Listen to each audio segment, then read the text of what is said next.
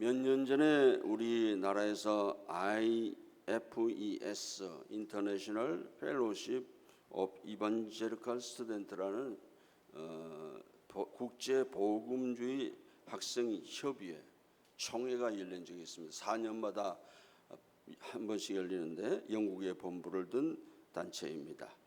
이 단체의 주 강사로 주제 강연을 했던 카이사 모레바시, 이분은 또 남아공의 출신의 목사님이신데 이분이 강연을 했어요.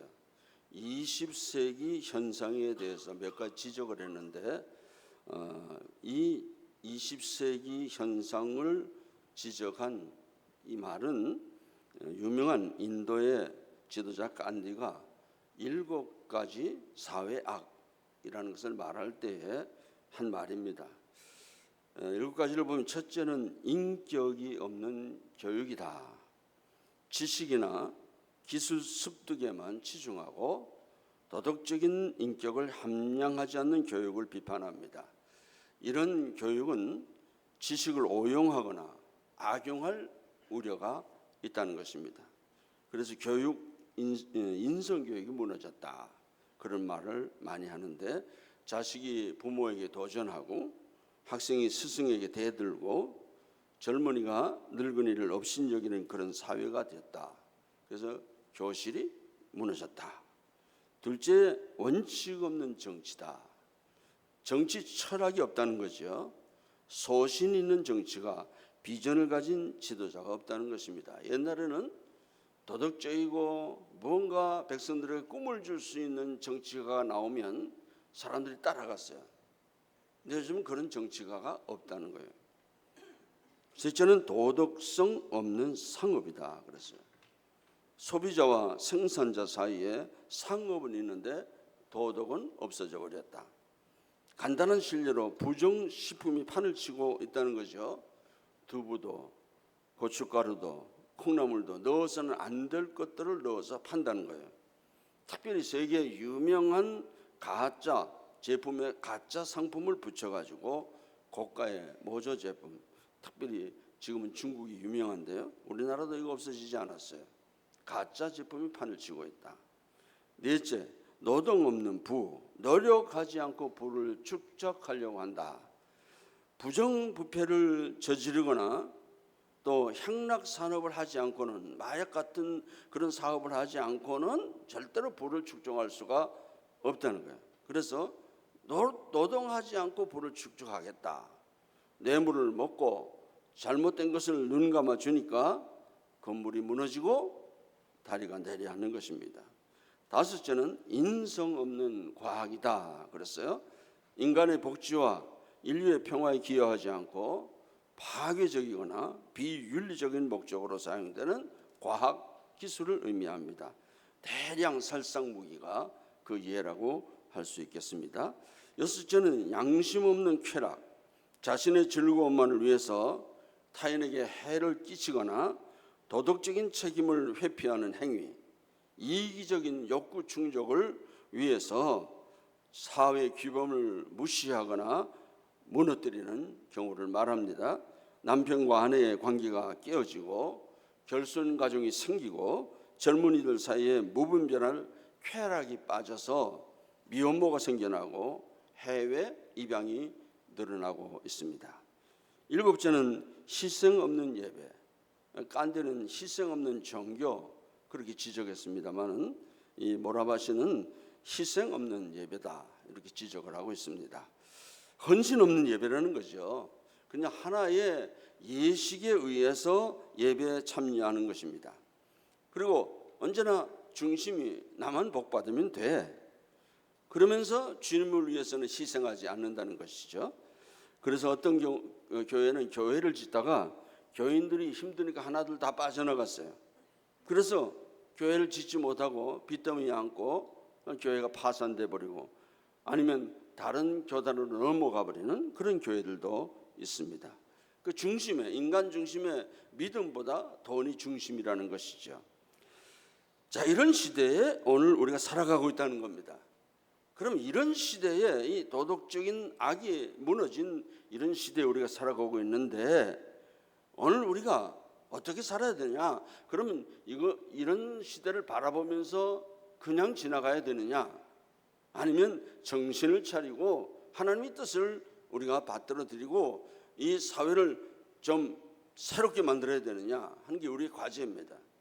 오늘 이사야 58장 12절에 보면 내게서 날 자들이 오래 황폐된 곳들을 다시 세울 것이며 너는 역대에 파괴된 기초를 쌓으리니 너를 일컬어서 무너진 데를 보수하는 자라 할 것이며 길을 수축하여 거할 것이 되게 하는 자라 하리라.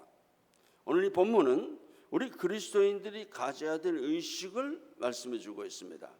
첫째, 우리 그리스도인들은 역사의식을 가져야 된다 하는 것입니다. 우리가 세계 역사를 말할 때 두 가지 흐름을 말합니다. 하나는 헤브라이즘, 하나는 헬레니즘입니다. 근데 헤브라이즘이란 말은 히브리주의, 곧 기독교 신앙을 의미합니다. 헬레니즘은 그리스주의, 합리주의를 말합니다. 이게 두 개의 큰 사상이 오늘날 흐르고 있는데 헤브라이즘은 신앙과 시간과 역사를 우리에게 가르쳐주고 헬레니즘은 과학과 학문을 발전시켰다 그렇게 평가를 합니다. 그러므로 실제 그러면 인류 역사에 가장 큰 영향력을 끼치는 것이 뭔가? 인류 역사의 정신을 이끌어가는 것은 바로 헤브라이즘이다 그렇게 말하고 있습니다. 이 역사에 관해서 우리가 이야기할 때 우리가 반드시 전제해야 될 사실이 있습니다. 하나님께서 역사의 주관자다. 하나님이 역사의 주관자다 하는 사실입니다. 우리는 생각할 때 역사의 흐름이 권력을 휘두르는 어떤 정치가에 의해서 좌우되지 않을까, 혹은 어떤 위대한 사상가의 사상에 의해서 좌우되지 않을까 그렇게 생각하는 경우가 있습니다만은, 그러나 지내놓고 보면은 기독교인들이 믿는 이 역사의 주체, 바로 하나님이 역사의 주체다 하는 사실을 부인할 수가 없습니다. 왜냐하면 그 인류를 지배했다고 큰소리 치던 영웅 호걸들도 다 가버리고, 지혜 있는 지도자들도 가버리고, 또 뭐 꿈을 주겠다고 외쳤던 사람들도 다 가버렸어요. 근데 남아있는 것이 무엇입니까? 하나님의 말씀과 하나님의 뜻이 인류 역사에 남아서 여전히 역사하고 있다는 사실입니다. 역사는 절대로 인간의 뜻대로 되어지지 않습니다. 하나님의 계획과 진행에 의해서 이루어지는 것입니다. 이 사실을 믿을 때 우리가 정말 우리 인생을 힘있게 살아갈 수가 있습니다. 하나님이 역사의 주인이시다. 하나님께서 우주 만물을 만드시고 시간을 창조하셨단 말이죠. 더 나아가서 시간과 역사의 끝이 있다. 하나님의 심판, 말하자면 기독교의 종말론을 말하는 것입니다.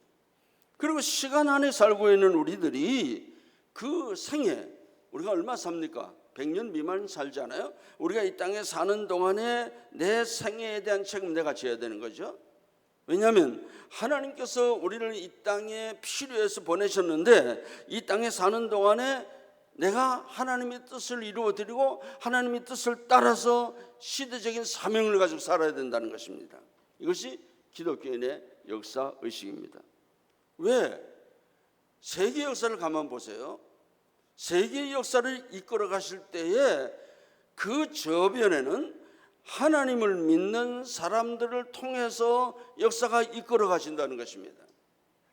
그래서 우리 그리스도인이 엄밀히 말하면 우리 그리스도인이 역사의 주체자들입니다.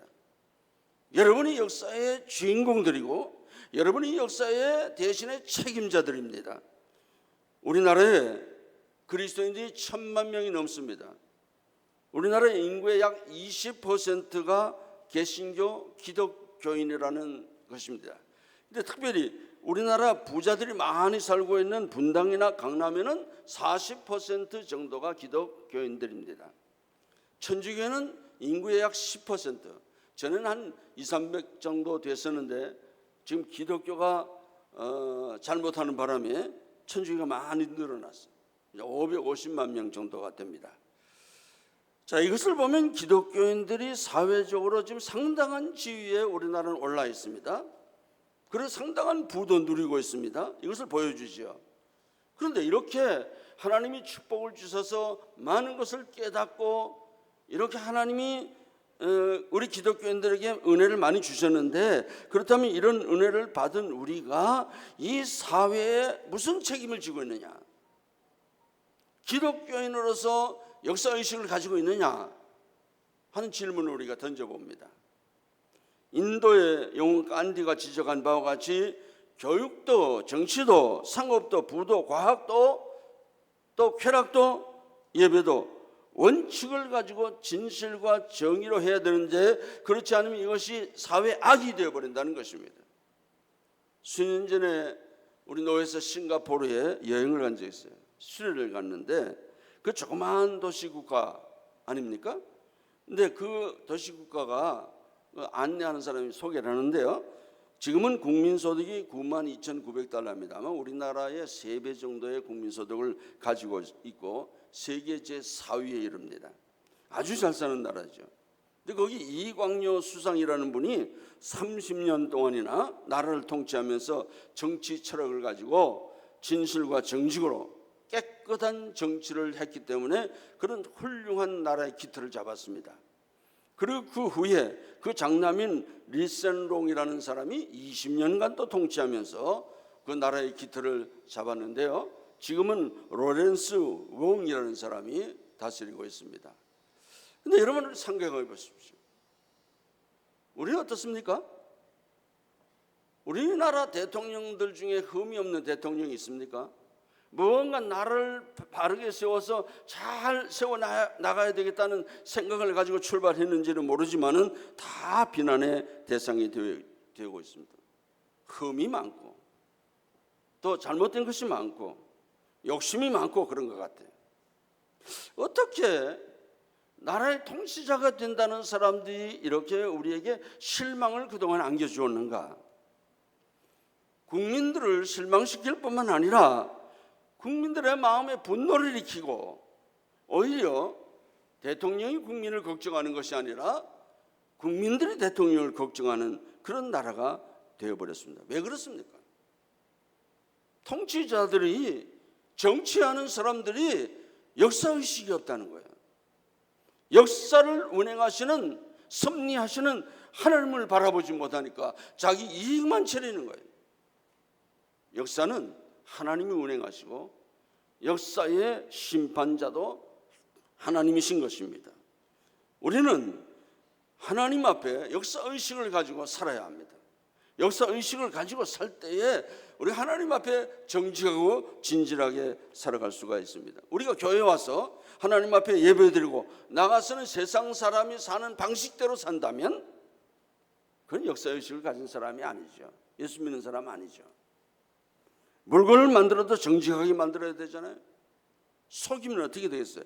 대부분 우리가 물건을 사보면요, 참 한심하다는 생각이 들어요. 옛날에 우리나라에서 와이셔츠를 만들었는데, 그런데 사다가 입어보면은 얼마 지나지 않아서 단추가 다 떨어지는 거죠. 그래서 일본 사람들이 꽤가 많으니까 한국의 와이셔츠를 다 사다가 싼 값에 사다가 이 단추를 아주 정확하게 잘 따라가서 다시 팔아먹었대요. 비싼 값으로 붙여서. 여러분, 물건을 만들어 정직하게 만들어야 될 거 아니에요? 좀 싸다 하는 물건을 사서 보면은 실밥이 터진다든지 단추가 터진다든지 이런 일들이 많아요. 그건 물론 우리나라에서 만든 게 아니고 거의 중국에서 만들어서 그럴 거예요. 속이지 말아야 된단 말이에요. 수년 전에 동아일보에 삼성에 돌아가신 이건희 회장 인터뷰라는 기사를 봤어요. 그 이런 말했어요. 3만 명의 종업원들이 만든 제품을 6천 명이나 되는 사람들이 돌아다니면서 수만 건을 수리한다는 거예요. 고장나니까 수리해달라. 수리하는 사람들만, 만드는 사람이 3만 명인데 수리하는 사람, 돌아다니면서 수리하는 사람들이 밤낮으로 수리하러 다니는 사람이 6천 명이다. 이래가지고 무슨 우리가 인류 기업이 될 수 있느냐? 이거부터 고쳐라. 그랬다잖아요. 그래서 고쳐나가서 결국은 지금 삼성이 세계 초인류의 회사가 되었습니다. 순이익이 작년에 34조 5천 원이라고 그래요. 5천억 원. 세계 지금 20위 안에 드는 그런 기업이 됐습니다. 여러분, 정직해야 돼요. 진실해야 돼요. 정치도 진실하게 정치하면 왜 우리가 그 사람들을 비난하겠습니까? 눈앞에 있는 이익만 생각하지 말고 먼 장래를 바라봐야죠. 우리 후손들이 이 땅에서 어떻게 살아야 될 것인가? 어쩌면 이들이 더 번창하고 하나님의 뜻을 이루어드리고 단단한 나라를 만들어 갈 것인가? 여기에 신경을 써야 되는데 자기의 이익만 챙기니까 나라가 어지러워지는 것입니다. 욕잘하고 비난하고 막말 잘하는 사람이 국회의원이 된단 말이죠. 이건 아니라 역사의식을 가져야 돼. 하나님 앞에 진실하게 살아야 되는 것입니다. 신시내시 대학의 총장을 지내다가 지금은 서든 캘리포니아 대학의 경영학 교수로 있는 베니스라는 분이 지도자가 지내야 될 덕목을 이야기했어요. 지도자는 먼저 지도자가 되려고 하는 사람은 가이딩 비전이 있어야 된다. 백성들을 이끌어갈 수 있는 비전을 가져야 된다. 둘째는 정열, 패션이 있어야 된다. 그리고 그 패션은 어떤 패션이냐? 낙천적인 영감을 가진 사람이어야 된다. 낙천적인 인스피레이션 옵티미즘. 낙천적이야. 뭐든지 할 수 있다. 하나님이 우리에게 힘을 주시면 할 수 있다. 이런 사람, 다 망한다, 안 됩니다, 끝났습니다, 못합니다, 이런 사람들에게 그렇지 않아. 소망이 있어. 우리 얼마든지 할 수 있어. 항상 적극적이고 긍정적인 사람이 되어야 리더가 된다는 것입니다. 또 정직성, 인테그리티, 정직성이 있어야 된다. 자기 자신에 대해서 성실해야 되고 진실해야 되고, 그리고 이 진실성이 묻어나서 백성들을 아니면 단체를 이끌어갈 때에 그 지도자의 자격이 있다는 거예요. 넷째는 용기가 있어야 된다. 추진력이 필요하다는 말이에요. 어떤 위험한 일들, 힘든 일들을 무릅쓰고 미래를 향해서 백성들을 이끌어가는, 우리도 지금 기도하고 있잖아요. 목사님 오시면 용기를 가지고 미래를 향해서, 앞날을 향해서 이끌어갈 수 있는 목사님, 이런 좋은 리더십을 가진 목사님 우리가 오기를 원하지 않습니까? 그래서 우리가 나가서 직장이나 가정이나 교회나 지역사회에 있어서 언제나 하나님이 함께 하심을 믿고 용기를 가지고 나가는 사람이 지도자가 된다. 근데 그 근저에, 그 바탕에 가장 중요한 게 뭐냐? 종말론적인 신앙입니다. 반드시 우리가 인생을 살아간다 하면은 우리 인생의 평가를 받아야 된다는 거예요. 누구한테 평가를 받습니까? 하나님 앞에. 사람들에게 평가받는 게 중요한 게 아니에요. 하나님 앞에 어떤 평가를 받느냐, 우리는 늘 이 정신을 가지고 믿음으로 살아야 하는 것입니다. 둘째는 오늘 이 시대의 역사를 책임지고 나가는 사람에게 절대적으로 필요한 게 믿음입니다. 여러분이 예수님을 나의 구주로 믿는 믿음을 가진 참된 신자가 되었다면 이제 우리는 하나님의 자녀가 된 것입니다. 하나님의 자녀가 뭡니까? 성경 말씀에 약속된 말씀을 믿는 사람이 하나님의 자녀입니다. 성경을 말씀하시기를 내 믿음대로 될지어다, 내 입을 넓게 열라. 얼마나 성경이 이거 많이 강조하고 있는지 몰라요? 그래서 우리는 이런 믿음 가져야 돼요. 여러분, 믿음의 원리가 있는데요, 믿음은 축복과 정비례 합니다. 믿음대로 된다고 그랬어요. 적게 믿으면 적게 되고, 크게 믿으면 크게 되고, 안 믿으면 아무것도 안 됩니다. 그래서 믿음과 축복은 정비례합니다. 그러니까 우리가 먼저 하나님이 주시겠다고 약속하셨으니까 큰 믿음 가지시라는 거예요. 믿음은 마치 수도 파이프와 같습니다. 저 무진장 엄청난 수원지를 가지고 있는데요, 거기다 손가락만한 그 수원지에다 파이프 하나 꽂아 놓으면 어떻게 되겠어요? 그 조그마한 것 하나 꽂아 놓으면 파이프를 통해서 물이 쫄쫄쫄쫄 나올 거예요. 죽지는 않았지만, 살아있긴 하지만은 얼마나 약한지 명맥을 유지할 수가 없어요. 우리가 예수 그리스도를, 이런 사람들은 우리가 예수님을 믿어도 마음속에 감격도 찬송도 승리도 없는 거예요.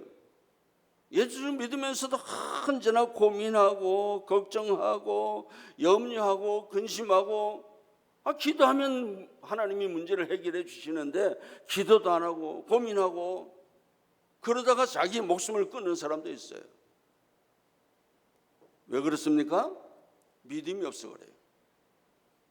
그 엄청난 축복의 저수지에다가 내가 파이프를 조그만 것만 꽂아 놓으니까 힘이 없는 거죠. 그런데 믿음의 저수지에 큰 이런, 저는 아름드린 이런 파이프를 한번 꽂아 보십시오. 그 수온지에 연결시키면 폭포수처럼 쏟아지게 될 것입니다. 여러분, 같은 믿음을 갖고 같은 하나님 믿고 같은 예수님을 믿고 같은 신앙생활을 하는데도 불구하고 왜 우리에게 감격이 없냐 이거예요. 왜 우리 속에는 기쁨이 없느냐는 거예요. 왜 우리는 찬송이 흘러나오지 않습니까? 새끼손가락만한 그런 믿음 가지고 있기 때문에 그래요. 여러분이 큰 믿음 가지면 우리의 기쁨이 크게 우리에게 다가올 거예요. 모든 문제를 하나님이 해결해 주실 줄 믿습니다. 그래서 시편에 보면 이런 말씀입니다. 내 입을 크게 열라 내가 채우리라. 채우는 건 누가 채워주십니까? 하나님이 채워주시는 거예요. 그럼 우리는 어떻게 해야 돼요? 우리 큰 믿음 가지고 무조건 기도하는 거예요. 하나님, 나는 이런 꿈을 가지고 있습니다. 하나님, 나는 이렇게 되기를 원합니다. 기도하면 누가 채워주신다고요? 하나님이 채워주시죠. 근데 왜 새벽 기도 안 나옵니까? 특별 기도 한다는데 그때 한 번쯤은 나와야 될 거 아니에요. 어떻게 기도하나? 아니면 집에서 기도하세요. 우리 신자들은요, 무엇을 보든지 믿음으로 봐야 됩니다. 특별히 교회를 책임지고 나가는 분들, 교회 중책을 맡으신 분들, 절대로 필요한 것이 바로 이 믿음의 눈입니다. 과학적으로 보는 눈과 믿음으로 보는 눈은 다릅니다. 과학적으로 보는 눈은 세상적으로 보는 눈이기 때문에 외부적인 환경 조건을 봅니다. 아이고, 이런 환경 가지고는 안 돼. 그러나 믿음의 눈을 가지고 보는 사람은 외부적인 환경 조건을 보는 것이 아니라 누구를 봅니까? 하나님의 약속을 보는 사람입니다. 성경 말씀이 있으니까.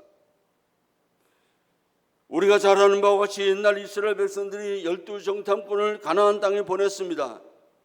40일 동안 그 땅을 탐지하고 와서 보고합니다. 그 중에 대부분의 사람이 10사람이 보고합니다. 우리가 가본 그 땅은 과연 젖과 꿀이 흐르는 땅입니다. 우리가 갔던 그 땅은 이렇게 큰 포도송이를 메고 왔어요. 이렇게 큰 포도송이가 나는 땅입니다. 그 땅에 가보았더니 산 높고 골짜기가 험하고 성곽이 견고할 뿐만 아니라 그 안에 사는 사람은 우리보다 엄청나게 큰 사람입니다. 그 사람들이 우리를 볼 때는 메뚜기같이 볼 겁니다. 그러나 그렇게 아름답고 좋은 땅이지만은, 그러나 그 땅을 우리가 가서 점령할 수 없습니다. 없어요. 12사람이 갔는데 10사람이 그렇게 보고했습니다. 그 말을 듣고 이 백성들 땅을 치고 옷을 찢고, 이 유대 사람들이 참 독특해요. 얼마나 모세를 원망하고 백성들이 소리 지르면서 주저앉아서 엉엉 울고 한바탕 난리를 피지 않았습니까? 대성통곡하는 거예요. 우리가 대장을 세워서 다시 애굽으로 가자, 종살이 하자는 거예요. 그때 여호수아와 갈렙이라는 두 청년이 나타났죠. 참 우리가 이런 사람 되기를 바랍니다. 여러분 조용하십시오. 우리 말 좀 들어보세요. 조금 전에 보고했던 저분들의 보고가 사실입니다. 그것은 젖과 꿀이 흐르는 땅입니다. 이렇게 훌륭한 포도가 열려있는 땅입니다. 산이 높은 것도 사실이고 골짜기가 깊은 것도 사실이고 성곽이 견고한 것도 사실이고 거기에 사는 거민들이 장대하고 거인들이 사는 것 사실입니다. 분명히 들으세요. 땅은 하나님이 우리에게 주신 약속한 땅 아닙니까? 하나님이 그 땅을 우리에게 주시기로 약속하지 않았습니까? 그들의 키가 우리보다 크고 장대하다고 하지만은 그들을 지키는 신은 없습니다. 떠났다는 거예요. 뭐라고 그랬어요? 참 역사상 이런 말은 없을 거예요. 그들은 우리의 밥입니다 그랬어요. 밥입니다. 먹으면 된다는 거예요. 잡아먹으면 된다는 거예요. 앞으로 갑시다. 하나님이 약속한 땅 아닙니까? 우리 하나님의 약속을 믿고 애굽 땅에서부터 이까지 나왔는데 여기서 가라는데 왜 못 갑니까? 갑시다. 그럼 똑같은 기간 동안에 똑같은 걸 보았는데 왜 이렇게 확연하게 다릅니까? 12사람 중에 10사람은 왜 안 된다고 합니까? 왜 그런 말을 합니까? 근데 2사람은 왜 된다고 합니까? 보는 눈이 엄청나게 다른 거예요. 한쪽에서는 힘든 것만 보고 큰 것만 보고 높은 것만 보고 험한 것만 보고 결론적으로 과학적으로 볼 때는 안 되는 거예요. 안 돼요. 그러나 믿음 있는 사람은 그건 못 봤습니까? 다 알아요. 어려운 거. 야, 싸우기 힘들겠다. 다 알지만은 뭘 봤어요? 하나님의 약속. 하나님의 약속을 봤어요. 보는 눈의 차이가 이렇게 다른 것입니다. 결과는 어떻게 됐습니까? 그렇게 부정하던 10사람 이하 20세 이하는 다 한 사람도 가나안 땅에 못 갔어요. 들어가자고 주장했던 이 여호수아와 갈렙만, 그리고 20세 이하 되던 사람들이 자라서 그 사람들이 가나안 땅에 들어갔어요. 믿음 있는 사람은 축복을 받고 믿음 없는 사람은 받지 못하는 것입니다. 저는 아주 장로교인이 된 것을 자랑스럽게 생각합니다. 이유가 뭔가? 장로교회, 이제 스코틀랜드에서 장로교회가 성황했고요. 이 장로교회의 뿌리는 칼빈, 존 칼빈이 그 원리를 성경에서 찾아냈습니다. 그래서 칼빈주의는 칼빈주의가 뭐냐? 성경주의입니다. 성경주의. 그럼 장로교회의 주장이 뭐냐? 성경주의입니다. 칼빈이 성경이 가는 곳에 나도 가고 성경이 머무르면 나도 머문다. 그런 유명한 말 했잖아요. 칼빈이 가장 성경을 정확하게 봤어요. 그래서 칼빈주의는 성경주의다. 근데 제가 이 칼빈주의를 많이 공부를 했는데요. 이 칼빈주의를 보면 깊이 연구해 보면 가장 독특한 특징이 하나 있어요. 그것은 바로 하나님의 주권 사상입니다. 하나님의 주권. 우리의 모든 삶은 하나님의 주권 아래 있다. 우리가 이 세상에 태어나고 자라나고 활동하고 공부하고 일하는 모든 것, 우리가 사는 모든 것은 하나님의 섭리, 하나님의 주권 아래 있다. 여러분이 우연히 이 교회에 왔겠습니까? 하나님이 이렇게 저렇게 인도해서 이 교회까지 왔습니다. 이거 하나님의 섭리죠. 하나님이 오늘 이 시대에 이 교회에 여러분이 필요하기 때문에 불러주신 거예요. 한 사람 한 사람이 중요한 거예요. 이것을 깨달은 칼빈이 언제나 하나님 앞에서 진실되고 성실하게 최선의 삶을 살았습니다. 칼빈의 좌우명이 무엇입니까? 호람돼요. 나는 하나님 앞에 산다. 어떤 어려움이 있어도 나는 하나님의 영광을 위해서 산다. 나는 하나님 앞에서 산다. 그래서 스위스 제네바는 칼빈이 평생을 목회했던 도시인데요. 당시에 세상에서 제일 아름다운 도시였어. 칼빈주의가 실현된 도시입니다. 지금도 아름답죠. 저는 우리나라도 이 칼빈주의, 하나님의 주권 사상, 하나님 앞에 산다는 이 믿음, 하나님의 영광을 위해서 살아야 된다는 이 믿음만 가지면 우리나라도 얼마든지 아름다운 나라가 될 것입니다. 이 믿음 가지면 우리 교회도 얼마든지 아름다운 교회가 될 것입니다. 우리는 믿음의 눈을 가져야 합니다. 그래야 불가능하다, 안 된다, 못한다 하는 사람들에게 소망을 줄 수 있어요. 하나님이 하시는데 왜 못하냐? 하나님의 주권사상. 마지막으로 사명의식을 가져야 합니다. 사명의식을 가진 사람은 반드시 성경을 읽어야 돼요. 성경 읽지 않고 사명이 생길 수가 없습니다. 왜냐하면 모든 삶의 원리는 성경에 있기 때문에 그렇습니다. 요한계시록 1장 3절에 이 예언의 말씀을 읽는 자와 듣는 자들과 그 가운데 기록한 것을 지키는 자들이 복이 있나니 때가 가까움이라. 우리가 성경을 읽을 때 몇 가지 중요한 원리가 있는데, 우선 말씀을 읽을 때 이 말씀은 나에게 주신 말씀이다. 이 말씀은 우리 교회에 주신 말씀이다. 이 말씀은 우리 가정에 주신 말씀이다. 오늘 제가 말씀을 증거했는데요, 이 말씀 누구에게 주신 거예요? 나에게. 이 믿음이 없으면 여러분이 예배를 드려도 헛예배 드리는 것과 마찬가지입니다. 그러면 이사야 58장 12절이 지금 우리 교회에 주시는 의미가 무엇인가?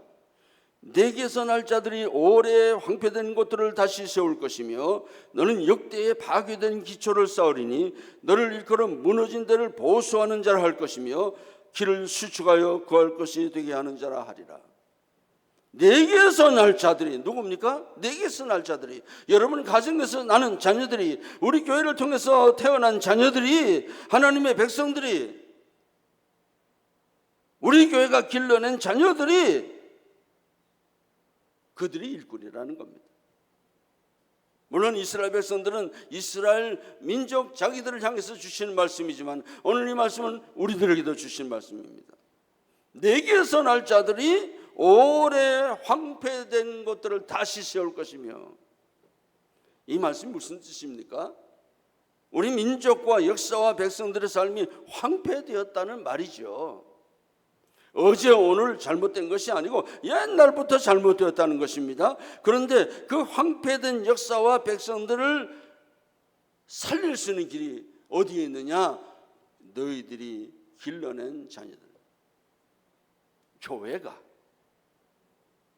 교회에서 길러낸 자녀들이 다시 세울 것이다.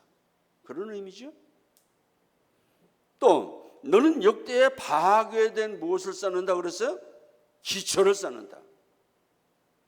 여기 너는 누굽니까? 교회에서 길러낸 성도들이, 교회에서 길러낸 일꾼들이 역사의 기초를 세우고 무너진 도덕적인 기강을 바로 세우고 사람 살만한 것을 만든다는 거예요. 하나님이 이런 사명을 우리에게 주셨는데 이건 해도 되고 안 해도 되는 것이 아니라 하나님의 명령입니다. 정말 교회는, 하나님이 이 땅에 교회를 세워주셨는데 교회는 구원의 방주임과 동시에 이 땅을 위해서 헌신해야 될 일들이 많아요. 우리나라와 같이 자연자원이 전혀 없는, 거의 없는, 사람이 아니면, 사람을 길러내지 않으면 살 수가 없는 나라 같은 경우에는 특별히 사람을 잘 길러야 돼요. 일꾼을 잘 길러야 돼요. 꿈과 소망을 가진 사람들 길러내야만 그들이 이 사회에 나가서 나라를 일으킬 수 있는 줄로 믿습니다. 지금은 다 어렵다고 합니다. 장사하는 사람은 장사하는 사람대로 어렵다, 사업하는 사람은 사업하는 대로 어렵다, 가정도 어렵다, 힘들다, 다 어렵습니다. 그런데 이때 믿음 있는 사람이, 영감을 가진 사람이, 정말 훌륭한 지도자가 나타나서 우리가 한번 해봅시다, 열심히 합시다, 우리나라에 소망이 있습니다, 지금 이렇게 외치고, 각 교회들마다 외치고, 성도들이 열심히 나가서 외치고 그렇게 일하고 바르게 삽시다 하는 운동을 벌린다면 달라질 거라고 봅니다. 자, 우리 예를 들어서 사도행전 17장 1절부터 3절까지 말씀 화면에 띄우실 텐데 한번 보겠습니다. 그들이 암비볼리와 아볼로니아로 다녀가 데살로니가 이르니 거기 유대인이 회당이 있는지라. 바울이 자기의 관례대로 그들에게 들어가서 새 안식일에 성경을 가지고 강론하며 뜻을 풀어 그리스도가 해를 받고 죽은 자 가운데서 다시 살아나야 할 것을 증언하고 이르되 내가 너에게 전하는 이 예수가 곧 그리스도라 하니 그랬어요. 바울 전도대, 지금 바울 전도대가 전도합니다. 그랬더니 그들이 복음 전하는 것을 싫어해가지고 반대하고 괴롭히는 무리들이 있었어요. 4절에 그 중에 어떤 사람 곧 경건한 헬라인의 큰 무리와 적지 않은 귀부인도 권함을 받고 바울과 실라를 따르나, 화면에 띄우면 좋은데요, 5절입니다. 17장 5절. 그러나 유대인들은 시기하여 저자의, 이 저자는 말은 아골라란 말인데요, 이 시장 바닥이라는 뜻이에요. 시장터. 어떤 불량한 사람들을 데리고 때를 지어 성을 소동하여 야손의 집에 침입하여 그들을 백성에게 끌어내려고 찾았으나 발견하지 못하며, 복음 전도들이 이제 복음 전하니까 유대인들이 시기를 했어요. 저자, 아고라, 시장터에서 못된 깡패들 데리고 왔어요. 그래서 소란을 피우고 바울 전도들을 고소합니다. 전도하지 못하게. 그 고소의 내용이 오늘 우리에게 큰 도전을 주는 겁니다. 오늘 17장, 사도행 17장 6절 7절. 발견하지 못하며 야손과 및 형제들을 끌고 읍장들 앞에 가서 소리질러 이르되, 그 같이 한번 읽을까요? 다 같이. 천하를 어지럽게 하던 이 사람들이 여기도 이르매, 천하를 어지럽게 하던 이 사람들이 여기도 이르매 야손이 그들을 맞아들였도다. 이 사람들이 다 가이사의 명을 거역하여 말하되 다른 임금 곧 예수라 하는 이가 있다 하더라. 이게 뭐라고 그랬어요? 바울 전도들 고소하는 사람들의 고소거리가 뭐냐? 천하를 어지럽게 하던 사람들이 이 도시에 왔다. 바울 전도들 천하를 어지럽게 하던 사람들이 왔다. 영어 성경 보면 아주 기가 막히게 표현이 되어 있어요. They have turned the world upside down. upside down은 뒤집었네. 복음 전하러 가는데요, 이 세계를 뒤집어 풀어 다닌다는 거예요. 뒤집어 풀어 다닌다. 야, 대단한 거 아닙니까? 얼마나 놀라운, 이 사람들이 충격을 받았으면 이 사람들이 교회에서 복음을 전하는데 이 사회를 그냥 완전히 뒤집어 엎는다는 거예요. 오늘 우리가 나가서 복음 전할 때 와, 진짜 우리 사회를 뒤집어 엎는구나 그렇게 말하는 사람 있습니까? 너무나 대단한 사람들. 우리 초대교회 성도들 좀 본받아야 되겠습니다. 여러분, 이 사람들은 아무것도 가진 게 없어요. 뭐 돈이 있습니까?